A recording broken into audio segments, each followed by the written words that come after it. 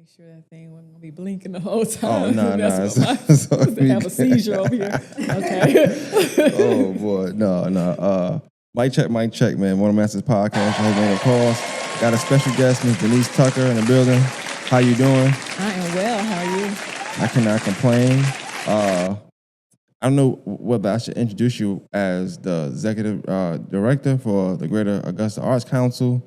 If I should talk about the restaurant, or should I talk about how you want to be introduced? Let's leave the juice bar out. This is a Arts Council thing. So yes, you can introduce me as the executive director of the Greater Augusta Arts Council. We'll clap it up for you. I want to get into some things about it. So a lot of stuff that we did talk about off mic, we will regurgitate. But first and foremost, I want to ask just as an icebreaker question: how does it feel? Oh, it's interesting. It is real quick. You are the first. I'm the first African American woman in 57 years to lead this organization. I gotta clap it up for you. I want to make sure you still gotta start there. We're gonna start somewhere. We're gonna start there. Okay, so I think that was dope. So I definitely want to ask you, how does it feel to be the first of that? Like when you hear first woman, how does that feel? Honestly, I feel like it's surreal. But I also feel like it's sad that we are still at a place where we have to be the first, right? However, the fact that it is me, I just feel blessed. I feel blessed to be able to touch the community in ways that they haven't been, seen. Okay, I definitely appreciate that. Like I said, I want to congratulate you on that. Talking to Miss Karen, of course, I wanted to highlight some acts that may be in Arts of the Hearts. I wanted to highlight just arts. I do a lot of sports and arts, but when I do sports, Karen sends me text messages and throw things at me, So I got to make sure I got a good balance of the two. And I earlier this year, it was a sporting event, and I did a bunch of episodes leading up into that event. But I said I want to do the same thing with Arts and the Hearts. I want to talk to some bands. I want to talk to some singers. Anybody that's going to be a part of it, I want to talk to them to kind of just bring the feeling of, this event is coming to town. This is why you should come. And also, here's the history of this band, this singer, that singer. Well, amongst us talking, I asked, I said, well, what about the council? Like, I feel like we don't know enough about the council. Like, we hear, oh, that's the Arts Council, or we hear, the council this, council that, but we don't really know enough about the council. We meaning me. But I always feel like I represent a percentage of Augusta as well. I just won't speak up. Yes, a great percentage. So, let's get kind of into that. Like, so what is the Arts Council? Okay, so the Greater Augusta Arts Council is actually a small nonprofit arts advocacy organization. So we advocate for arts nonprofits, for individual artists in our community. We put on events like Arts in the Heart of Augusta, the Wet Paint Party. We host the annual awards. But we are a membership organization that is really fueled by our memberships. We're very small. I think that people typically, when they hear Arts Council, they think government almost immediately. They think that we are elected. I was hired. I had to go through an interview process. And we have 4 employees, me and 3 staff members. And we do so much more than Arts in the Heart. But Arts in the Heart is what most people think about when they think about the Arts Council. But we are so much more than that. Okay, but I want to get into Arts and Hearts officially first. Okay. So talk about some of the things outside of Arts and the Hearts that you guys are a part of that you do. Okay, so public art. Public art is probably one of the biggest things that people know us for. So our downtown sculpture trail, when you see murals all over the city, a lot of them we have had a part in making sure those happen. So we're like the bridge in between the art and the artist, the art and the public. So we kind of help to facilitate those things and make sure they happen. We, like I said, advocate for local nonprofits. So every year the city gives us a certain amount of money that we're able to re-grant to local nonprofits, like the Augusta Mini Theater and Gertrude Herbert, other small organizations that you might hear about. They can apply for what we call the city grant.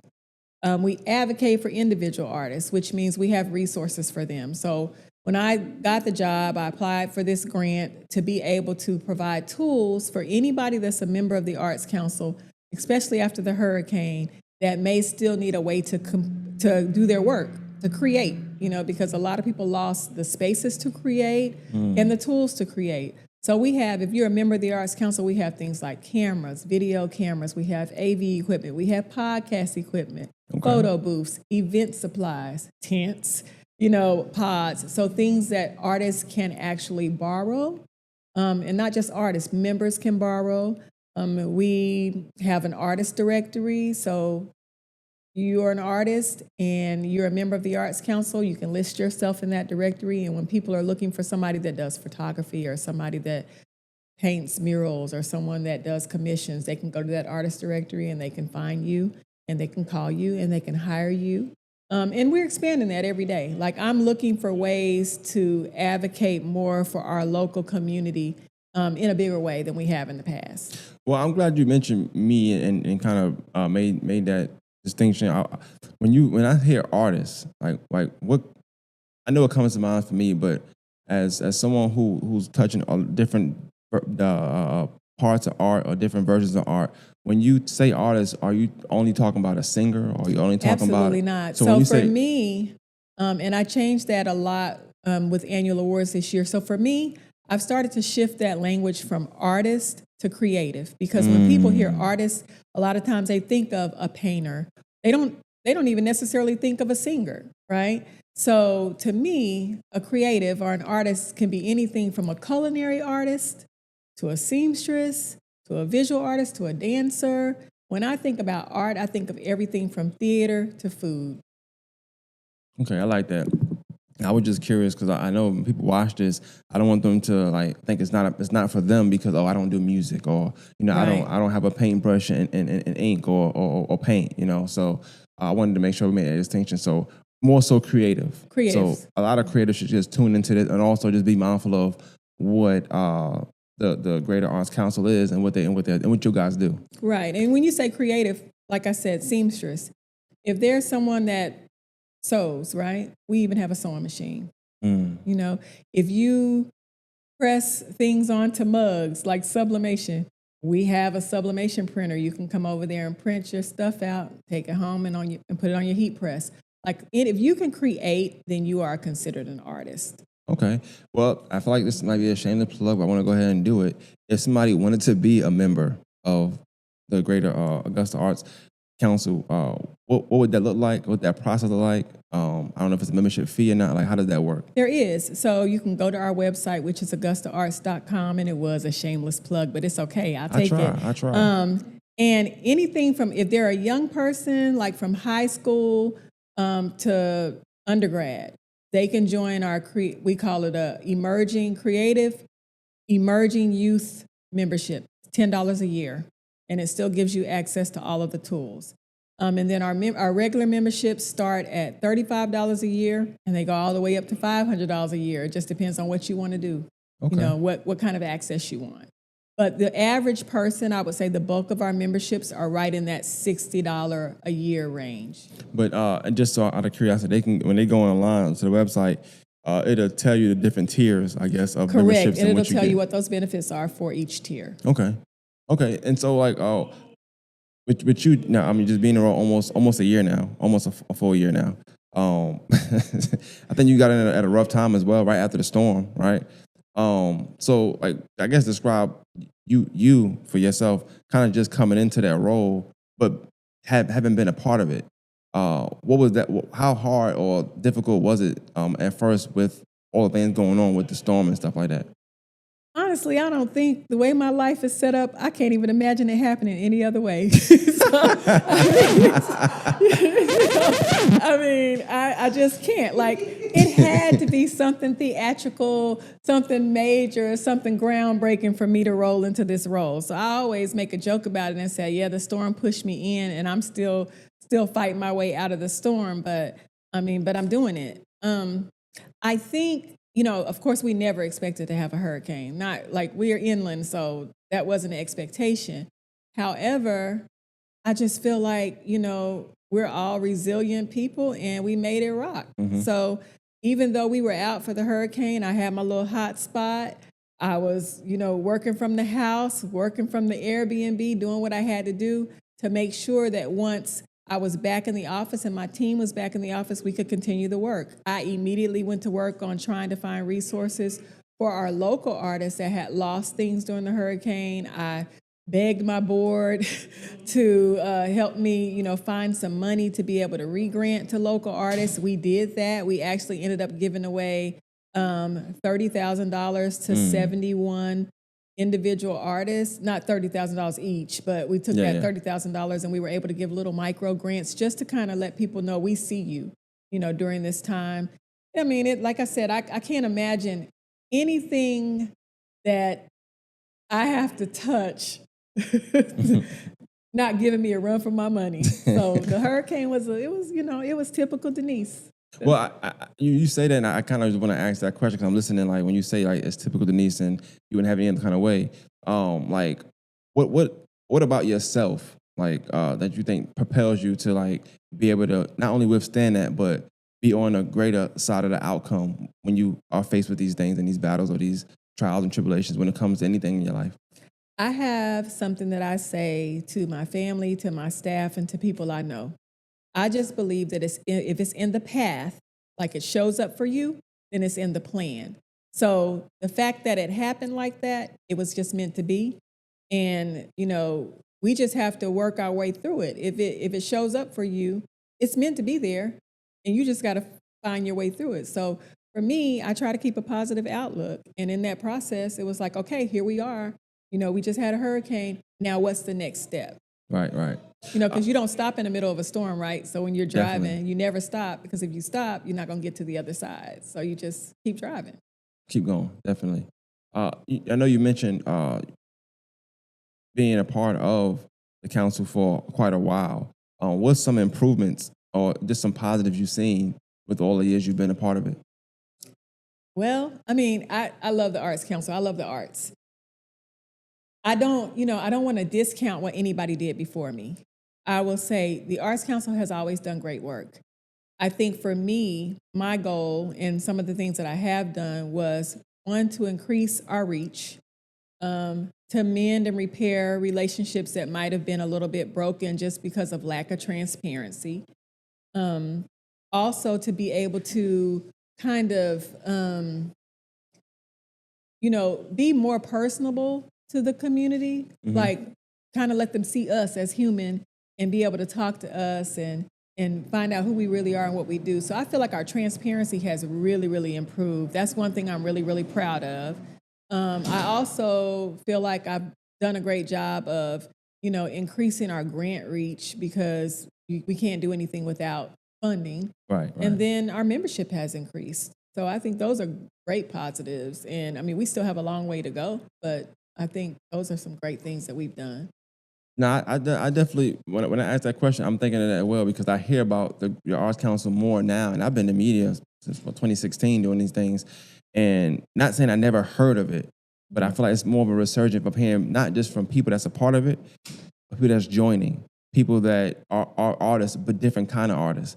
So I'm hearing about it more lately than I ever had before. So I came in mind and said, hold on, I got to get somebody to explain it, because I hear about it all the time, but I never said. And I even know, like, I'm Kig, Karen, I talk to them a lot, and I'm not even thinking like, okay, because they do so many other things. Right. Sometimes you don't really sit down and say, well, what is this about? And last week was the first time I think I ever spoke to Karen, and we talked about it for like 15, 20 minutes. I do want to ask a question, and I guess it goes kind of into the arts and the hearts, though. I don't know if you can answer this or not, but I just have to ask, because I feel like this is my job to do. But like, I'll get into the event more so in a second. But like, what the money made from Arts and Hearts, where does that go? What does that go into? To put on Arts and Heart. Okay, so I like that. think yes, because what happens is people have a misconception, and I'm glad you asked this, because I get to clear this up. People say, oh, it's 100,000 people times $15. Let's just clear that up. One, it's 100,000 visits. What that means is you might come in and you might go in and out that gate several times. Volunteers, they count too, right? We order 30,000 badges. That's it. We give away half of those to sponsors, to volunteers, to performers. Like, for instance, your group might perform and you may have 100 members in your group. We give away 100 passes. Wow. So that everybody in your group can get in for free.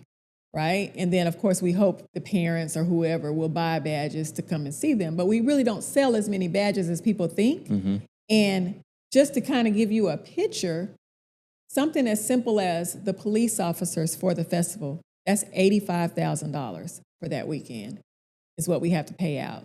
So a lot of money goes back into the local economy, paying people to work the festival, just tents alone, just having tents set up, $122,000.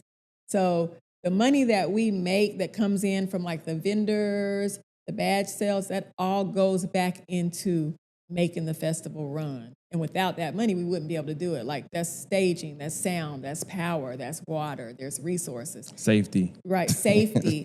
And if there is, it's supposed, so the festival was set up to be a fundraiser for the Arts Council so that we can have a little bit of a cushion, but sometimes we only break even. So we don't have that. But it goes back into making the festival happen. So we really make the money so we can have the festival.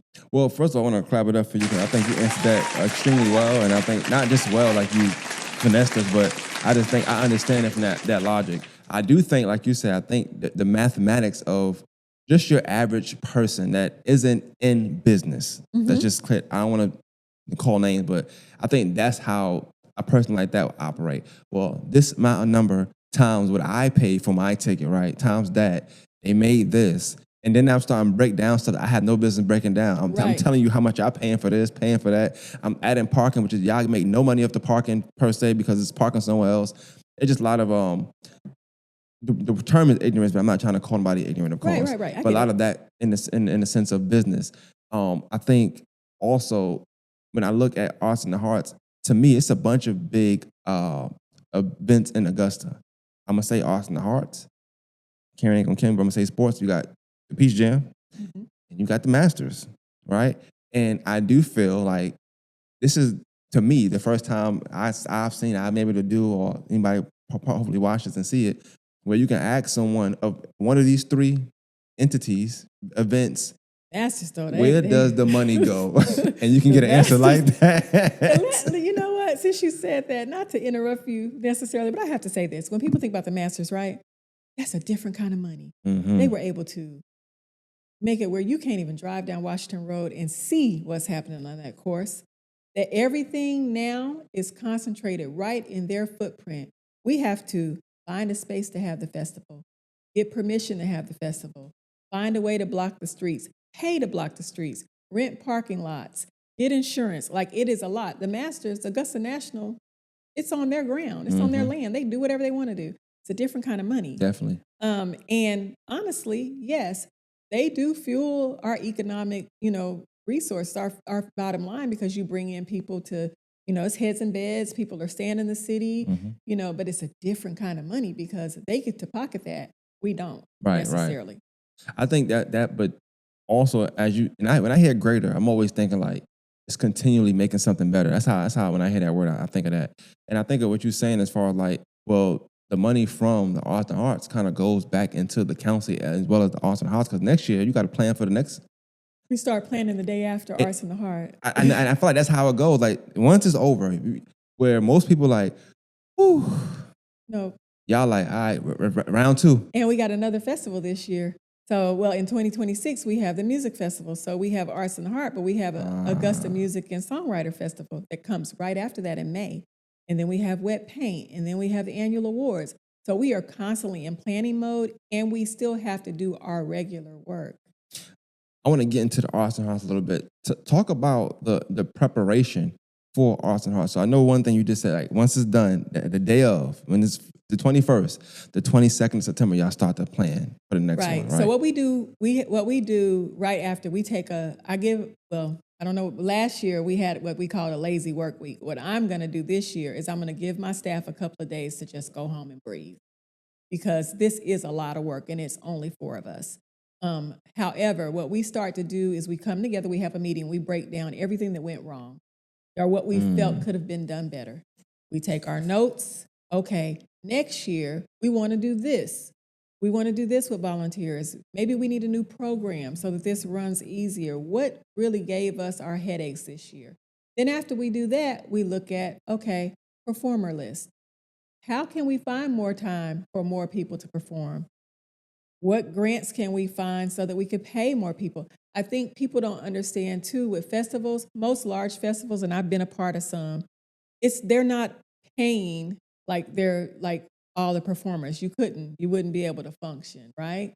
But we do want to be able to have more money so that we can be a bigger draw to outside acts, to bring people to our city to see how great our city is, and so that we can actually pay more local um, performing artists, at least something, Yeah. But of course, if you got performers on 5 different stages, you can't hit everybody up that's on those Yeah, stages. right.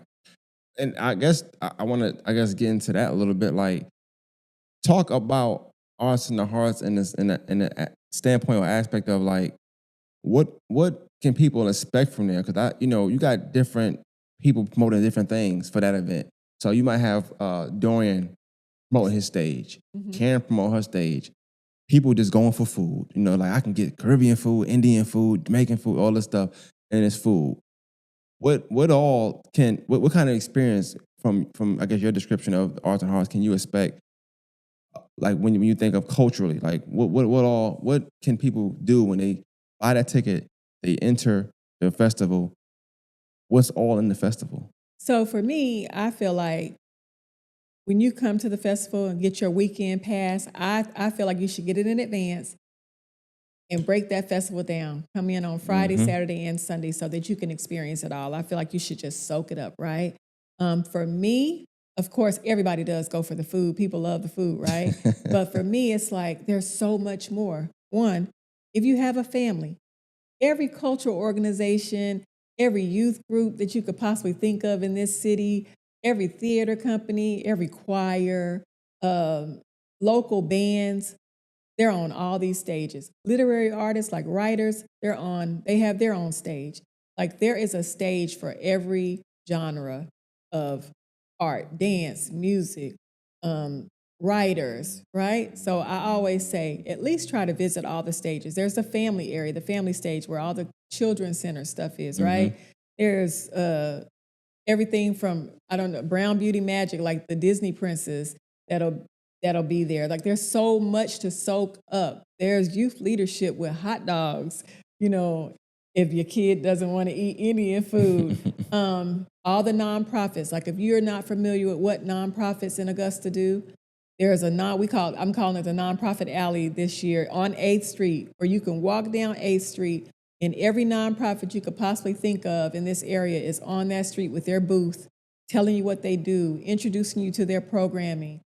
So anything you want to find about Augusta culturally is going to be there. You like poetry, you like spoken word, you like comedy, that's going to be on Dorian's stage in the convention center.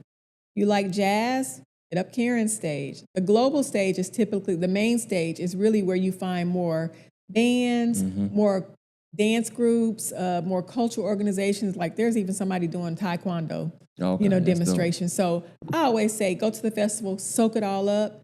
And then, of course, there's artists. Anything you could possibly think of, from clothing to bags to visual art to crafts. We have a young artist market, which is children from 10 to 18, where they can sell their art.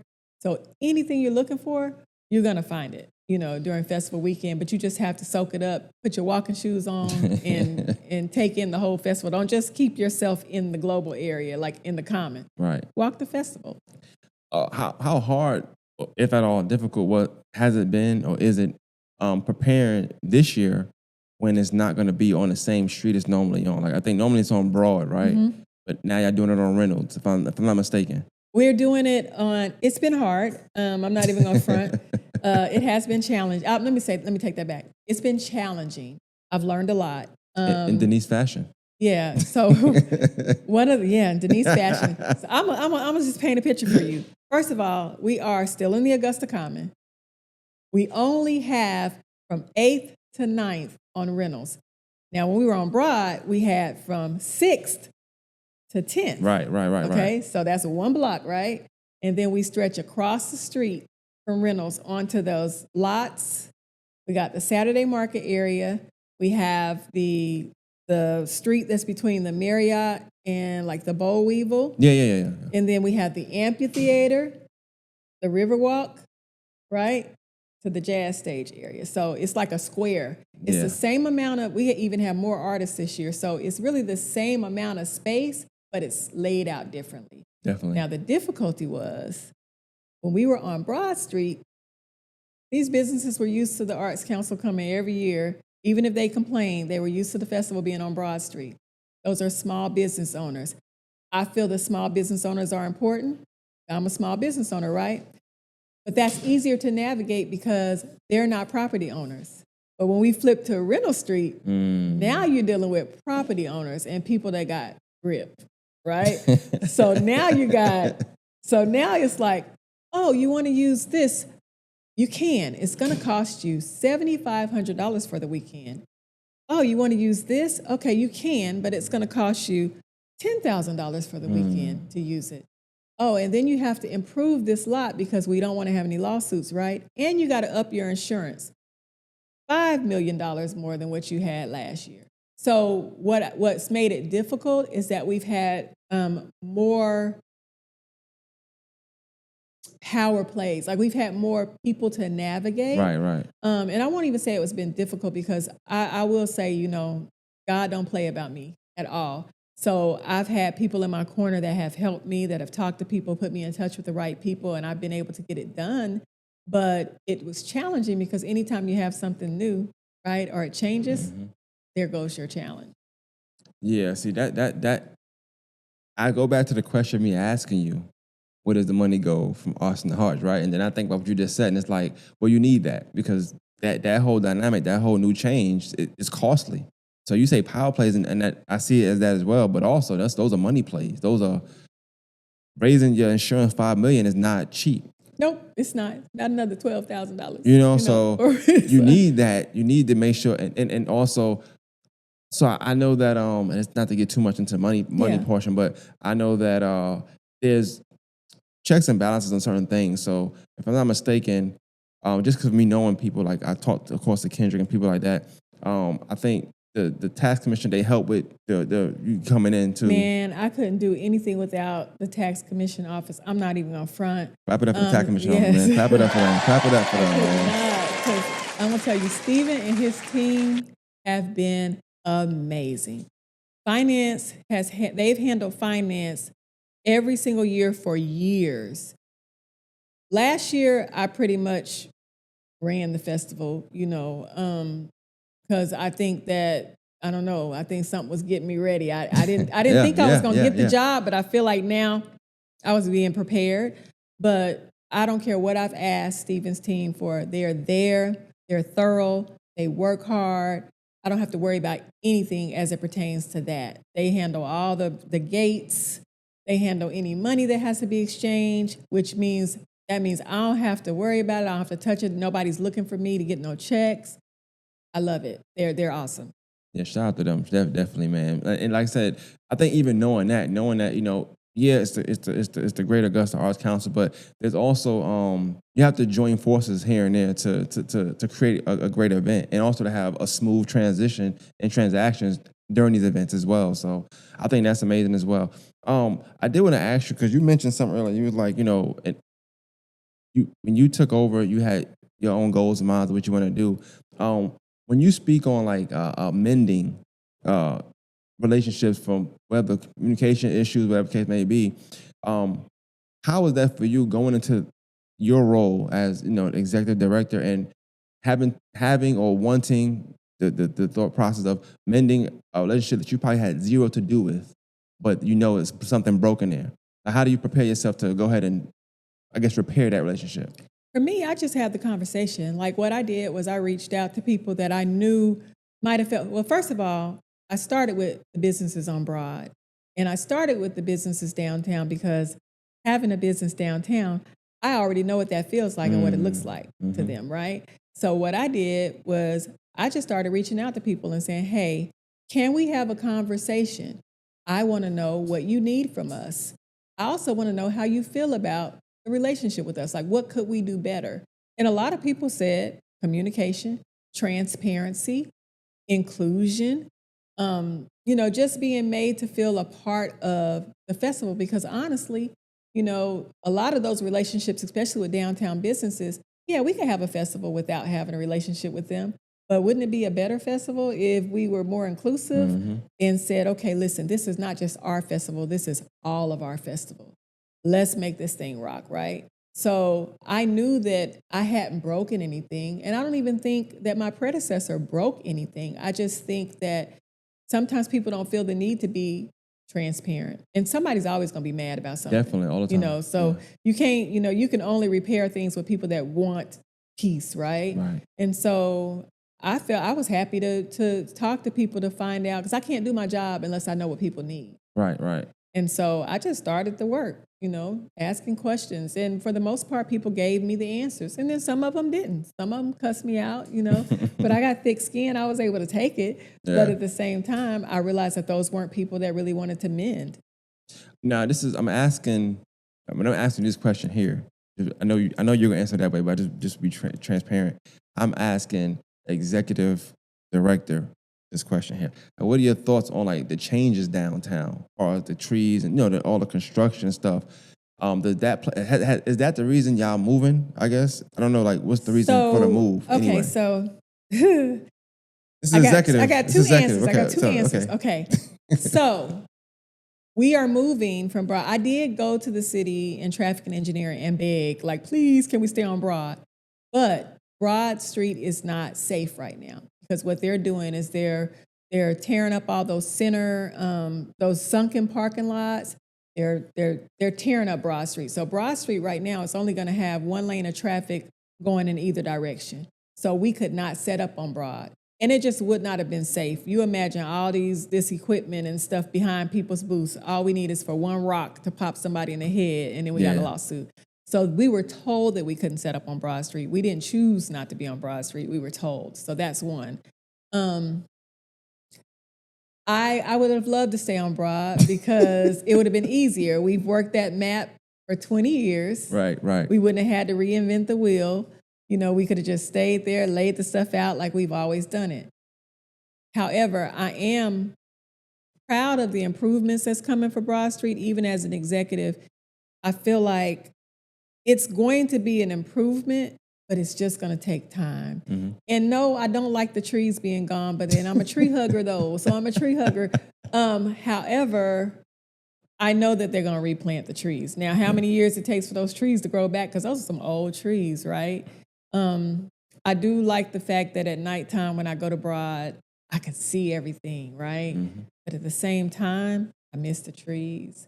But I think that it's going to be great for the economy down there. I think it's going to be great for businesses. Like, people can just see your front door, I think it's going to make, like, that middle part, I'm assuming that it's going to be like green space. So it'll be places for people to sit, like, walk and things like that. So I think that it's going to be an improvement overall. Do I like it right now? Absolutely not. I'd be lying if I said I did. It looks naked right now. But yeah, I just don't like it right now because of selfish reasons. Because had we set up on Broad Street, it would have been a sweet spot for us. Mm-hmm. And we've had to be real creative in this new footprint. Yeah, so like, I listen when people talk, and listening to you talk, it's so ironic because you mentioned that. You said, well, when I first got in the role, this was going on, all this melee. And before you got in the role, it looked like you kind of ran the event. Whatever reasons that had you, run an event the way you had to run it, or the way you ran it, whatever the case may be, had to happen so that could happen, I'm pretty sure, like, while you're in the role now. But I look at it like it's all these hurdles, almost like you're in a race with just these hurdles. I am. I am. And honestly, last year, we weren't supposed to be on Broad Street because they were supposed to have already started that construction, right? And we were supposed to be on Telfair Street where the municipal building is and all. Yeah. Okay, and the old MCG, all of that. That's where we were supposed to be, right? So I'm driving down Telfair. This is like a month or two before the festival last year. Driving down Telfair, and there's cones and the street is tore up. And I'm like, wait a minute. I don't think this can happen. So I went back, I called Brenda, because Brenda's the executive director, and I said, we're supposed to be in this footprint, but the street's torn up. How are we going to do this? Called traffic and engineering, and they were like, oh, no, you got to stay on Broad Street this year because Telfair's torn up. So we had already paid for those spaces, right? So I'm thinking, okay, well, we can go back there next year. Since we've already mapped it out, we'll just go over there. So when this year came and I reached out to the power players over there and said, hey, we didn't use it last year, but this year, and they said, oh, no, we don't have any space at all for 2025. Oh, wow. So I was like, so the money, like, can we, oh, no, we already used that to make the improvements that was needed. So that money was gone and we didn't have a space. Yo, America's a crazy place sometimes, man. And I was just like, I said, oh, shoot. But then again, I said, well, it's in the path, so it's in the plan. Yeah. And I like that. That's why even like talking to it, and I know it's more about the council we talking, but even talking to you and just seeing how you are right now, I just feel like just arts, the city and arts in general are just in good hands. I feel like no worries because you've been jumping hurdles, so we good. Like your legs are fine. You endured for this. So I like it. I like it. I do want to ask, like, for the a podcast like myself, a photographer like myself, or anybody that will consider or define what they do as creative work that aren't members. Not that you want to pitch us to be members, but like, yes, I do. Okay, well, cool. Okay, I don't know. I don't know what role everybody play. Everybody got different roles and stuff. So, but like this, aside from, of course, the tour runway, I think is amazing. What would be, I guess, some perks in a networking space, I would say, for joining the Arts Council? Well, honestly, I say for y'all creators, that's for you to create, and we can help facilitate that, right? A lot of what people don't understand about councils, like nationwide, right? We need membership dollars to even make art and to make things accessible for you as creatives. Now, I'm trying to work on peer-to-peer mentorship for artists to make that accessible, especially for our younger artists. Like if there's a young artist that wants to be a podcaster, I can put you with this person and you can help develop that artist development, workshops, classes, which we've kind of tried to touch on a little bit, and I dismantled it for a minute just so that we could try to rebuild and find out what you guys really need, because why are we doing something that you don't need? It doesn't make sense, right? So I think, you build your membership and then you go to your membership and say, now, these are the benefits, these are the perks, this is what we can do together, but what do you really need? And how can we help develop that? Everybody's gonna say they need money, but outside of money, what do you need to build this network of artists so that we are actually really doing what this community needs from us and that we're actually making things accessible to you? So really that's for the creative to come up with, let us know what you need from us. But I would just say, because you mentioned a few things in the beginning, and I think some things are like even being a part of a directory and having access to a directory for different type of creatives would be a good pitch as well. A great perk. The tools are a great perk too, because we could be sitting here and your stuff can blow, which I know it won't. Yeah. You can come down to the Arts Council and say, hey, listen, I need to borrow the equipment. Check it out, borrow it, no cost to you. If you're a visual artist and you don't have the funds to send your art away to get a reproduction made, we have a wide format printer that prints on canvas. You can come down to the office, print it on canvas. You have to pay for your canvas, but $5? And you can get a piece that's about the size of that, 36 by however long you need. So there are plenty of perks. And then, of course, like I said, Arts and Heart badges. If you're at a certain level, you get Arts and Heart badges, VIP.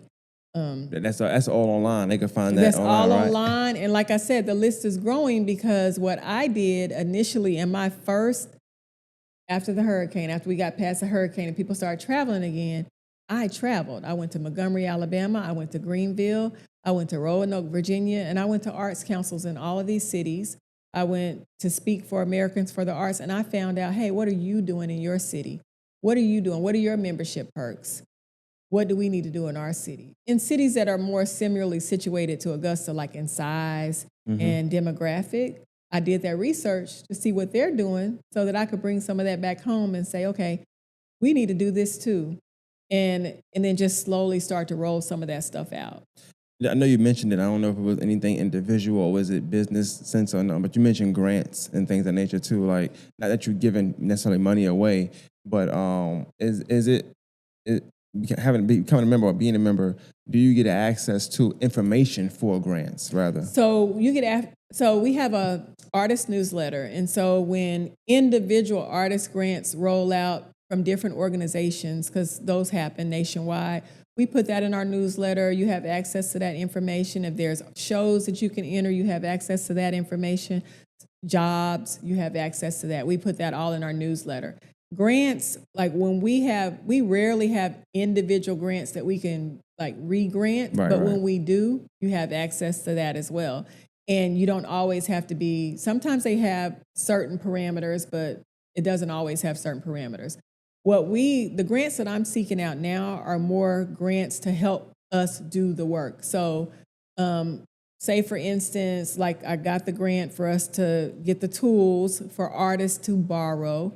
I'm working on a grant to be able to have workshops, classes, and things like that for artists. So really, the grants that I work on are mostly for accessibility, for artists. I'm trying to work on one now for artists with individual disabilities like ADHD and, on the autism spectrum and things like that. So usually the grants are for us to be able to do the work, but for us to be able to do the work for you. Okay, I like that. And I think one of the things you said that I like the most just now was that you went to different cities to see what they were doing. 'Cause a lot of times we talk about, well, ain't nothing here, or in any city, ain't nothing here, nothing here. But you got to go to different cities to kind of see how behind you are, or maybe you just a little moving faster than some cities. Like you're doing better than some cities. But I think it's like most retail. They tell you go to another store, go to this store. If you work at Lowe's, go to Home Depot. You work at Walmart, go to Target, see what they're doing. Go, to see what you could pick up from your competition, quote unquote, or your comparable, quote unquote. Yeah. So I do like that. I think that's something that I wish I hear more about people from. I think even talking to you, I'm pretty sure this week I'll probably go ahead and become a member, which is it's so odd because I do arts. I kind of highlight arts, and this is the first time I'm actually getting an in-depth conversation about what the council does. I feel like I would have been a member years ago had I known what I know today, And it's funny because I was just talking to my marketing person and I told her I was coming to do this podcast and she says, oh yeah, get us information because I want to have more podcasters that we can include in our newsletter for people who want to come on the podcast and talk or include as a sponsor, whatever. So I think it's ideal. Like we were talking and I was just thinking about one of our headliners. I'm like, man, how can I get this person on your podcast? Big star in terms of movies, but he also has a band, a reggae band. Okay. But we know him from like the 5 Heartbeats, what else? Cool Runnings, Waiting to Excel. Oh, Leon. There we go. Yeah. I know what's up, baby. Yeah, so Leon is coming and he was like, hey, I'll do whatever media you want, but things like that, like, we need more podcasters. We need to know what podcasts are available. I know this on a tangent, but you know how amazing it would be to interview Leon? Like, maybe not his character per se, like for 5 Heartbeats, but that was a movie that I just know from front to back as a kid. I just loved it. Like, I loved it. He'll but do he's it too. amazing. The only anyway. problem is he doesn't come here until he gets here the Friday of Arts in the Heart, and then he has Saturday available, So it's, if you can make your schedules align, I can make it happen. Oh, for Leon, of course. I'm just gonna move everything aside. And we can look, and we can do it. We can do it at the Arts Council office. Whatever we need to do, we'll make it happen. Which I want to make sure I say that because I think even anybody that's watching this, if you're in the creative space, whatever it is, but if you do podcasts and things of that nature, that's also something. Because like me, I record here as a business, but also what if they got something going on I can't? You might have a space saying, well, we got this space for members. If you're a member here, just let me know. I think that even that's important. We do. We have our conference room is also available for members to set up time if they need to have a meeting. Dorian's used it to record like a little spot that he had to do. Yeah. It has a presentation television in it, like a 64-inch that you can, if you have to have a meeting, you have to go on Zoom or whatever. We have all of that equipment there. And I'm only saying this because I know podcasters in the city watch this, so I want to make sure this part is pointed out well too, because even I was thinking about doing something with podcasters or just creatives. I said, yo, once a month or once every other month, we need to have a meeting and just get up and like share our resources or network, which technically speaking is what y'all do anyway, right? But I think I can even pitch, I hate to use the word pitch, but even say that, be like, hey, look, I'm about to become a member of the council. I think all y'all should do the same thing. Here's what they have. Because a lot of people that I know in that space struggle with finding a place to record, struggle with, hey, can I borrow your mic?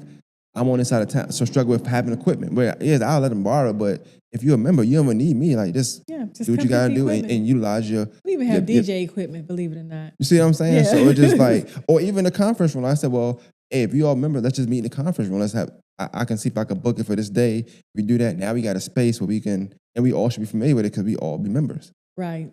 So I'm still that idea I had in mind for like a month, but I wanted to wait until after Arts and Hearts to start on that. So I will give do us that. till But September 22nd. yeah, I'm way after. I know how shows. I just had a live show last week, and I told somebody, I said, anybody that go on tour, I commend them because that's that one day of doing that show. I was tired all week. Yes. Get my mind and body prepared for that, and then shaking the hands and kissing baby, all that. It just was, to me, it was a lot that I don't normally do. And I said, how do people do this for 3 months straight? Listen, last year after Arts in the Heart, first of all, the last day of Arts in the Heart, let me just preface this by saying I am 56 years old. Okay, wait, am I 56? No, I'm 57. I'm 57 years old. Oh, wow. I'll be forgetting sometimes. Okay, so I'm 57, right? The last day of Arts in the Heart, I was so tired. My daughter was with me because she works the festival too every year. I busted my butt. I fell flat on my face, fractured my chin, fractured my wrist, busted. My lip was like this big, like, and I said, girl, you are not 20 years old. You need some vitamins or something before you do this. Like, people who live that festival life or that touring life, they're some special kind of people, because you are tired. Like, we are exhausted. Way We are so tired. exhausted that we live downtown. We stay downtown during the festival. We do not go to our homes. We close up the festival, we go over to the hotel, we sleep. We just cannot go home. It's a lot of work. I want to kind of wrap up, but I want to get into just a few of the things you mentioned. So I know the Arts and Hearts is y'all. I would say the bread and butter, the biggest event of all events. I would say. I wouldn't say it's the bread and butter because we sometimes we just break even, but it is the biggest of all the events that we do. Yes. Okay, and then I know you said you got a music writers event. So we have the Augusta Music and Songwriter Festival that's coming up May 16th of 2026. This is the first one, so it's an inaugural. Outside of that, our biggest event is what we call our membership party, and that is we call it the wet paint party. So it's visual artists, they get to like sell their work, but it's a big party. So we had, last year we did, this year, the theme was the 20s. So it was kind of like Cotton Club 20-ish. We had a live band, we have food, people dance, they do all that, and they buy art, they bid on art. That's probably our second largest event, and we have that every February or March.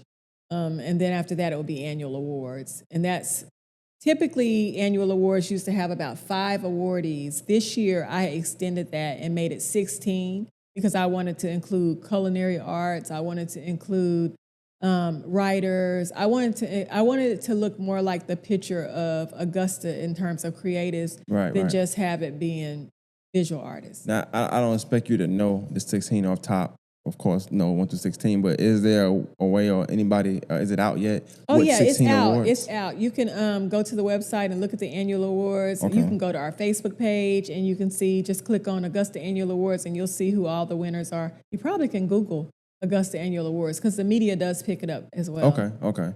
I think that's great. I just know, like, living in the city, Augusta, we do love award shows. We love being, honored and things of that nature. So that's always something that people, they champion. I won this award, and that's kind of how people, call you by your name. Yeah, and it's a dinner. It's a award show, but it's also a dinner. So it's a nice event.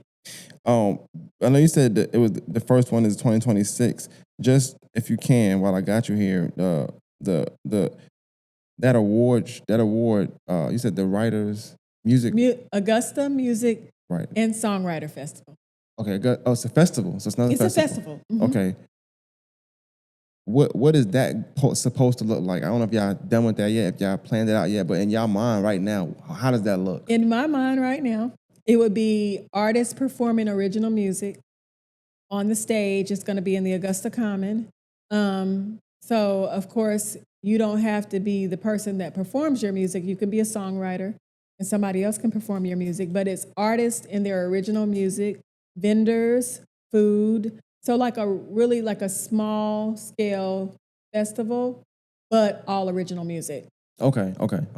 This was curious, and if somebody wanted to be a part of that, how does that work? Are you scouting for that? Do you apply for that? Actually, yes. So you could reach out to the Arts Council. You really could just send me an email, denise@augustaarts.com, and I can forward that out to my team for the Songwriter Festival, and I'll go ahead and shout them out. That's Karen Gordon, Will McCraney, Dorian Harris, Minya Chester, and Kiwana Cherry. Okay, so it's five. Okay, 5 people. Mm-hmm. Shout out to them. I know a few of them. I probably know all of them, but I know Dorian actually helped throw my live show. So that shout out to Dorian. I know Dorian. I know Karen. I definitely know Kig. I've had them on the podcast. So that's a good 5 to have, though. They're tight. Those are my crew. I've been rocking with them for a while. So yeah. So like I said, I think that's dope. Like I said, my goal today was really just to kind of understand or get kind of understanding of what it was that the Greater Arts Augusta Council did. I think that most people don't know.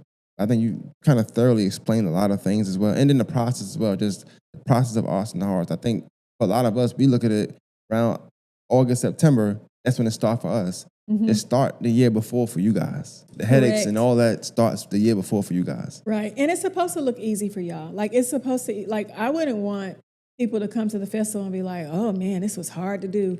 I want people to come to the festival and just enjoy the festival and not have to think about what all we had to do to make it happen. Like I share what we had to do to make it happen because, that's being transparent and people sometimes need to know what the bones are behind it. But it shouldn't look difficult for you guys. You should just be able to come into the festival and have a good time. Just these are just heart-to-heart questions. Just want to get them out. I know you said when y'all get done, y'all have y'all week off and then y'all talk about things y'all could have did better. No, I'm not giving them a week. I'm gonna give them a couple of days. Yeah. I'm sorry. My bad, guys. They might hear 2-3 days. Yes. Maybe, right? Okay, so you get a couple days off. All right, and then I just wonder where you're getting the information for, like what gave us challenges, what we did wrong, what we did right. Like, how do y'all gather that information? Some of it comes from my head of what I knew gave me a headache because I'm not a last minute person. So some of those things that I feel like we need to streamline, but a lot of it, we do a survey from the artists that come to VN. We do a survey right after they finish the festival and we ask them about communication, how is parking, how are their sales.